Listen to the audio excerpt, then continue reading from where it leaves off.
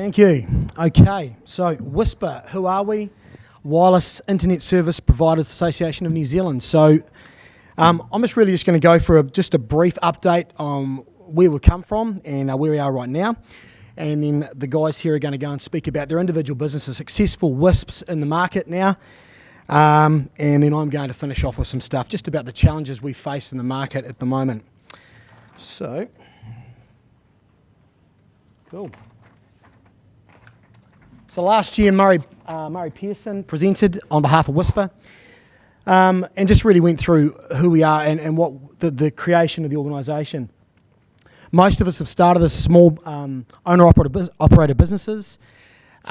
Most of us have had backgrounds in the telecommunications industry. I certainly have, and a number that are represented have worked for Telecom, Chorus, Downer, etc. for long periods of time. Most of our businesses have 1 to 30 plus headcount. The average is around about 10. We've had rapid growth. The WISP, or the wireless internet service providers, have had massive growth, and particularly in the last 5 years, and worldwide, particularly in the US market, that's sort of been evident. And collectively, as a group, we now have over 40,000 customers and more than 800 sites represented in the network. So where are we right now? So WISPA, in the time since starting January of 2017, has grown from 15 to 23 companies. So our founding members, we've grown to 23, so representing a large range of small to medium to larger WISPs throughout New Zealand. 9 of the WISP members have actually been awarded RBI2 contracts with Crown Investment Partners and are well in advance and moving on and building sites and getting that done. We're excited to hear some of the stuff that Andrew's talking about. And more RBI contracts, we believe, are coming, so that's exciting as well. And site count growing rapidly, way more than 800. One of the other things that WISP has actually allowed us to do as a group is actually give us a voice, something we haven't had for a long time. And so collectively we now have a voice, and that's being heard in government, it's been heard in commentary in the market, so that's exciting. And really I think that's part of the reason why so many of our WISPs actually got involved with the RBI2, which is great. So it's a really good thing. So it's actually a really effective group for the people involved, for the WISP members, and we have more signing up, so that's also exciting. So I'm just going to pass on to Trevor.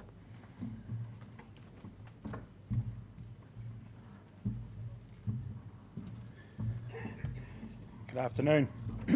I'm nervous as a cat in a hot tin roof here, but look, I've got 2 goals today for you. The first one is to convince you that no matter where you live in New Zealand, either urbanly... Microphone. Well, the first is to convince you that no matter where you live in New Zealand, either urbanly or in the rural sector, and since we're in the rural sector, let's focus on it, but the WISPs are definitely worth your consideration. So WISPs are wireless internet providers in the rural sector, and wireless is likely to always be quite an important element in getting to those hard-to-reach places. There's no two ways about that. It is not feasible to run fibre down every valley floor.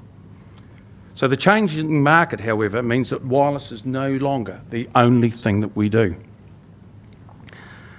So my name is Trevor Fulton. I am the owner of VelocityNet. We are Southland-based. Our footprint is a vast majority of Southland, the southern end of central Otago and the Clutha districts. We supply fibre to several areas where we know that wireless will not meet either the expectations now or in the immediate future. We have run private fibre to subdivisions. We have fibre to some sports venues that live stream netball, basketball, motor racing. And we have an international satellite tracking company that simply would not work without fibre. So we provide server hosting, disaster recovery, backups in the Southland area to 2 separate sites. So your cloud could be in New Zealand. It doesn't have to be overseas. We have deployed 3G and 4G LTE. Some private, some public. Our local council uses one of our LTE systems for their water plants, becoming more and more important, shall we say, after the recent debacle. For the townies, we provide them fibre or DSL where fibre is not available. And of course, we have wireless over the greater part of the Southland District, so our geographical area is quite large. We are a chorus RSP, so it allows us to provide fibre and copper services over the greater part of New Zealand. We have customers in Auckland, Wellington, Christchurch, Dunedin, and we provide service space and data for international clients from Edinburgh, Vancouver and Saudi Arabia. Not bad for a WISP. So our wireless network is built with some wonderful, wonderful people. Our landowners. They allow us to grab those bits of pipe, stick them all together and build a tower. And without a doubt, the rural connectivity that we have created with those landowners and the communities is singly our biggest asset. But we have some challenges. The terrain, always a challenge for wireless. We have a bigger problem in Southland. Bugger all people live there. We are the third largest province. We are the second least populated. The Haast in the West Coast has less people than us. But Otago, our nearest neighbour, same land area, more or less, has twice as many. We have but 3 people per square kilometre. Now that's a challenge. Marketing. How can a WISP possibly compete with a brand new fridge or a stove or a washing machine or a television? If that's what you need, why would you not choose that person or company to be your WISP provider?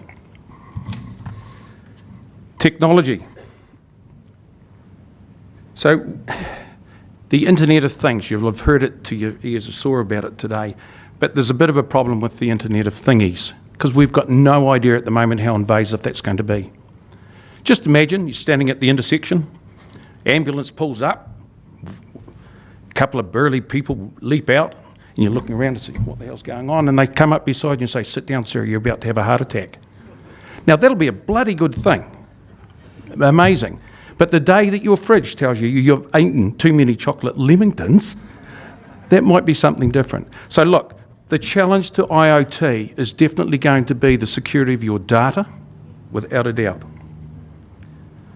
So we have got an LTE service that we're busy working on at the moment, and many of our rural customers, and sitting at our table today, Tim, will tell you that his mobile phone, and this is my analogy though, it can read traffic signs, because when it sees 50 it turns on, when it sees 100 it turns off.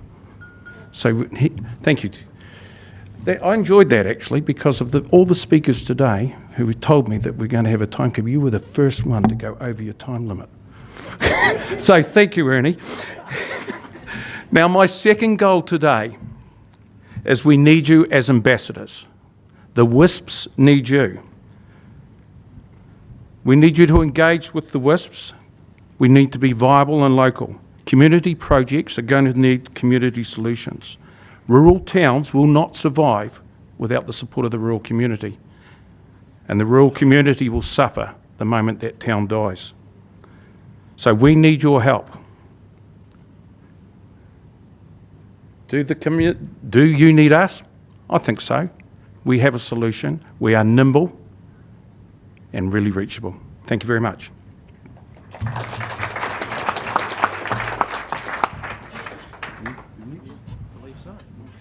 All right, I'm Lachlan from AONet Broadband. Basically a bit about what we do and where we are. We're born out of a farming operation, so I'm originally a potato farmer from Pukekohe and moved down to Hawke's Bay for a farm that we'd set up down there. And we had no good options for connectivity, so I thought, well, bugger this, I can build it. And about just over 4 years ago, pretty much 4.5 years ago, we started building a rural network.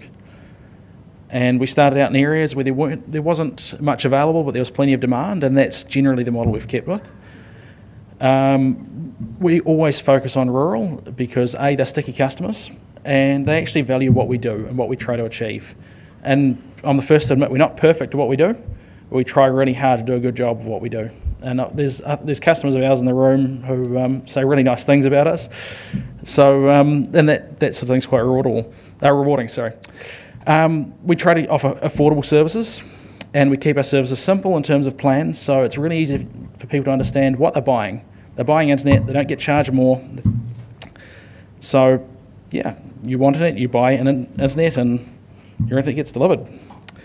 And we run a small team, and most of the time we love what we do, apart from when it's pouring down with rain and we're out trying to fix your services or fix storm damage and things like that. So we operate from South Auckland down to Manawatu, and we don't have a continuous network through that whole area, but we operate in patches. We've got a reasonable sized patch in Hawke's Bay from State Highway 5, the Napier Taupo Road, down to Norsewood area, and that basically runs from the ranges out to the coast. That's where our main growth is. But we're also building a reasonable sized network over in the Rural district, or King Country, and that has received RBI2 grant funding.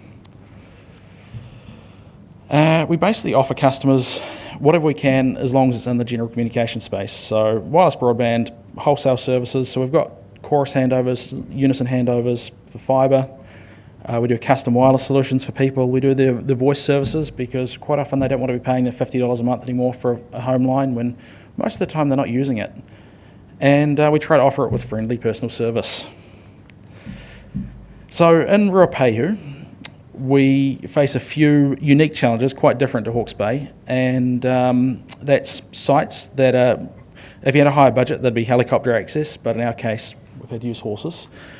Or in summertime, it can be side-by-sides, but generally wintertime, it's on foot.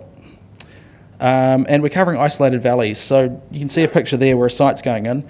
The site will only ever cover the 5 or 10 houses that are down there. They're not building new houses down there. That's it. And that's what RCG will be seeing as well. It's a very, very finite customer base.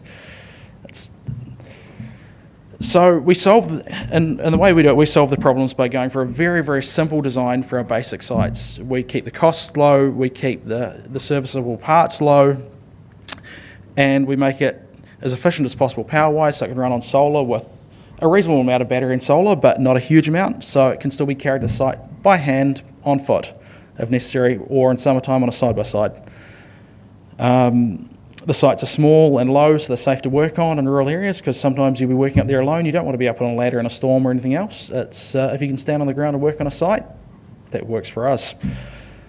So yeah, basically, we're a company trying to offer simple solutions to a wider problem, and hopefully doing an all right job of it.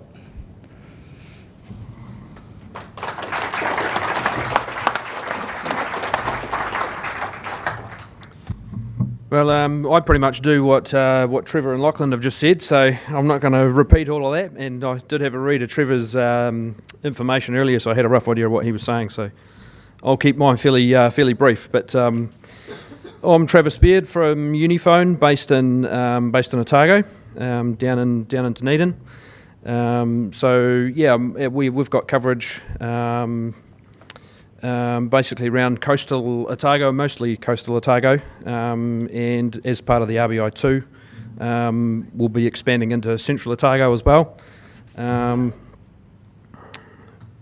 So, yeah, I guess the one thing I would say would be, I guess all of the WISPs are all regional providers. We're local people providing services to local people. So yeah, the support of the community, and getting involved with the councils and all sorts of things like that are all pretty important to us. Unifone's got about 60 odd sites. A lot of them are solar powered. Founded in 2008, so we have been going a wee while. Yeah, all of our plans are all uncapped. We sell services on the UFB network, predominantly around the South Island, and we do DSL and VoIP, and they're all expanding parts of our businesses as well. External contracting is something that we haven't done a great lot of historically, but probably in the last couple of years we've been doing quite a bit more of that. So doing work with the likes of Downer and Port Otago, DCC, or the Dunedin City Council and Clutha District Councils, NZTA on a couple of different projects, just providing services to hard to reach areas. So we've got 10 staff members and growing. So that's fairly rapid as part of the RBI2. Sort of leading up to that, we were already expanding, but that's sort of given things a bit of a hurry up. So our existing coverage is roughly this at the moment. And here's one of the sites, one of the main transit sites that's recently been upgraded. So it's only a sort of a snapshot of it, but this is the sort of thing that we're building as well for our core sites. And that's a coverage map of what we were looking at after we finished the RBI2 build. So yeah, it's quite a big project for us, but yeah, hopefully we're able to complete it even quicker than what we had predicted. So yeah, network challenges, marketing challenges, all those things, same as what Trevor and Lachlan mentioned. Rolling hills in South Otago, so terrain and population density again. So that's sort of blown out a little bit because it takes into consideration Dunedin City as well, but a lot of South Otago areas and Central Otago areas don't have huge amounts of people all in one area. Transient nature of customers, so we have a lot of customers that move around, dairy farm customers and that sort of thing. Yeah, that's me. Thank you.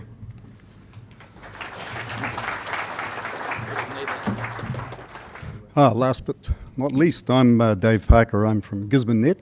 No prizes for guessing where I'm from. We've been WISPs in Gisborne since before WISPs were even heard of. The company was formed in 1995, getting on for 25 years ago. And we were at that stage an ISP. We hadn't found the W at that point. And we had a rack of modems which buzzed noisily and a few servers, and we were the first people to bring internet to Gisborne. In 1996, because of the extortionate cross-town charges for data, we introduced our first point-to-point wireless link. We used 2.4 gig Yagis, which were made by a local radio company, Colvin's, and some Proxim equipment we bought in from the United States at enormous cost, but it was still cheaper than paying what was then Telecom for a cross-town link for the Gisborne District Council. Shortly after that, the word got around and we started to connect customers to access points, and that was the beginnings really of GisbonNet as a WISP. We still didn't know we were a WISP at that stage. That was incredibly successful. We were overwhelmed with the amount of business we got, and so we managed to increase our network quite considerably, and we worked at it until by 2006 we were covering from up in the East Cape region, right down through Gisborne and its surrounds, down into Wairoa and its surrounds, Mahia, and out to Matawai, which is in the west. And Matawai is just near where the Waiaweka Gorge is, if you haven't been through there, and that's in the news at the moment as the road's closed there. With the that gave us the impetus to carry on expanding the network, and with the help of the first round of RBI, we've increased our network even further. So at this stage now, with RBI and RB2 helping us along, we're right up to the tip of the East Cape and round and now into the Eastern Bay of Plenty. We're out as far as Matawai even further. We're into the infamous Waiaweka Gorge, where we have our first repeater right in the centre of the gorge at a little place called Wairata. You may have stopped for coffee there. You can now check your phone, as we have a Vodafone Sure signal running there as well, giving some people in the gorge mobile coverage for the first time ever. Looking forward to what's going on with our network, we, as I say, we're planning to increase our expansion into Hawke's Bay and Bay of Plenty. We're increasing all our backhaul throughout the district to a minimum capacity of 1 gigabit per second. We're hoping to have that all in place by Christmas this year. RBI2, we're extending network coverage to some of the most challenging parts of the country. We have connections in place now for people who are welcoming us with wide open arms because they're getting the internet for the first time and they thought they were never going to. The challenges we're looking to meet one of the major challenges we have, and it's the same for every other WISP you listen to this afternoon, is the size of our region. We cover 20% of the North Island. Accessibility can be tough. We've had 2 major storms in the last 2 weeks, and as a result we've had 2 repeaters which have been down, and we've not been able to get to them as the roads have been closed. The Waiwaka Gorge, as you know, is closed at the moment. Other challenges we're meeting or we're having to meet are customer expectations. A few years ago, a customer got the internet on. If it went for a while, that was good, and if they could look at the odd YouTube video and perhaps do a bit of Facebook, they were happy. Now we're talking business. We are talking full-on 24/7 internet requirements for business, for Netflix, and for everything. One of the major challenges we've got coming up is the Rugby World Cup. Obviously, they say if the network fails during the Rugby World Cup, it'll bring the government down. We're worried about lynchings and burnings at the stake in our region at the moment. So, in short, we're really excited about being WISPs. The future for WISPs is good. Buy shares. You know, whilst we've got. Whilst the fiber's penetrating the whole of the rural area, the whole of the country, and is gradually moving into rural areas, we still can provide flexibility and agility and responsiveness, and we have a lack of bureaucracy behind us, which means that we can respond really quickly to customer needs, and the future looks good. Thank you.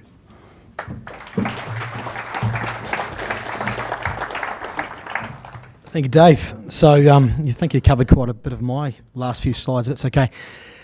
Just a few of the challenges that we face in the world of WISPs. Constant reinvestment, well, everyone has that problem, any businesses, constant reinvestment, but obviously with the demands being required of our networks, particularly video on demand, Netflix in the last 3 years and that sort of thing is really, the bandwidth usage has gone through the roof, and so our network capacity has to increase. That costs. Rugby World Cup coming next year. Clearly, some investment has to go in there, and with RBI2 funding for those who've got that in the WISP world, that'll certainly help, but there's more needed. So that's a big one. Obviously, unavoidable overbuild from RBI2. There's RCG's network, obviously, and also some of the small, there's going to be overbuild. It just happens. Reality is it's radio, it travels. So we've just got to manage that, and that's one thing as an organisation, actually we're trying to find a way that as WISPs, at least in the WISP world, we can manage that process. Providing service to ever more remote customers, because now, as the Minister has said, like we want to connect the unconnected, want to connect everyone. Well, that gets harder and harder, and that's a challenge for all concerned, and we may have agile and low-cost solutions, but reality is we still have to make it work, and we can rise to that challenge, but obviously, as Andrew's already said, we need to actually, it's collaboration. Accessing cellular service, something as WISP, we many of us, and I like that someone termed it, we're regional internet operators or service providers, and we need our customers to be sticky like any other business does. So we're looking at ways of including other services, so mobile being one of them, and that's an exciting opportunity that we want to see come. It'll help our clients, certainly makes them sticky with our business, obviously, just like the big players, and growing pains. Capital, that's always a challenge.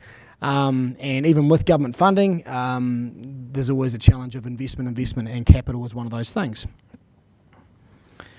Some of the strengths that the WISP bring to the market is technology leadership. I believe we are innovative, and I agree, Andrew, this is a good challenge. It's great. Looking forward to it. It's appropriate as well, and like some of the pictures just shown, and Lachlan showed the image of a small site, appropriate for the type of customers it's serving. That's appropriate, and the investment there is appropriate. So we're able to do that. That's one of the things about being smaller and more agile, reliable and resilient. Clearly, we've come a long way from 2.4 radios back in the day that would fail all the time. The technology now is available for us to be very resilient and very reliable. Low power, one big advantage of the technology that most of the WISPs deploy is power, because we don't have mains in a lot of these places. It'll be a luxury to have mains in a lot of these places. So we run our sites on solar or wind. Alternative energy is often the only way. When on top of a 1,600 metre high mountain side, you're not getting power there.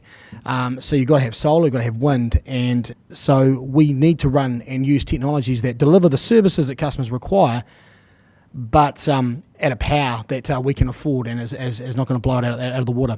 And cost effective, I think, sort of leans into all that. We've got to be cost effective in what we do. This is one of the big strengths of WISP. We are regional operators, so we know our people.